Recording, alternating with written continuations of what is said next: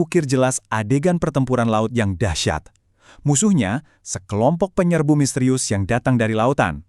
Orang Mesir kuno punya nama untuk mereka, bangsa laut. Akhirnya, bangsa laut ini sampai juga ke Mesir, benteng besar terakhir yang masih berdiri. Mesir berhasil memukul mundur mereka dalam pertempuran yang luar biasa berdarah.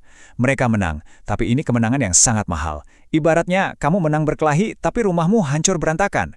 Itulah yang terjadi pada Mesir. Mereka selamat dari invasi, tapi justru dari situlah awal dari keruntuhan perlahan mereka sendiri dimulai. Nah, ini membawa kita ke pertanyaan terbesar berikutnya. Siapa sih sebenarnya bangsa laut ini?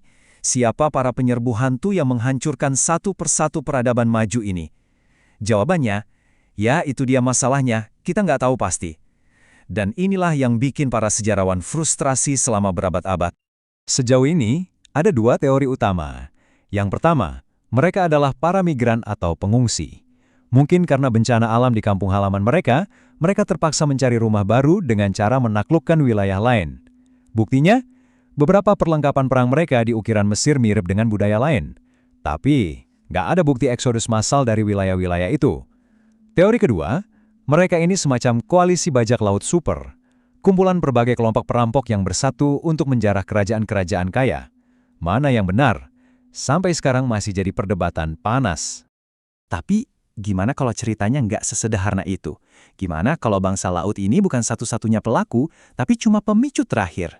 Sekarang banyak ahli percaya kalau keruntuhan ini adalah hasil dari badai yang sempurna, serangkaian krisis besar yang terjadi secara bersamaan.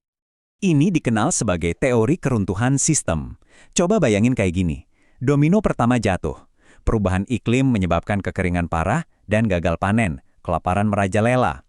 Domino kedua jatuh, orang-orang yang kelaparan mulai memberontak, terjadi perang saudara. Kerajaan-kerajaan ini jadi lemah dari dalam, lalu pas mereka lagi rapuh-rapuhnya, duar. Domino ketiga jatuh, bangsa laut datang menyerbu, rute perdagangan putus, dan akhirnya seluruh sistem pun ambruk total.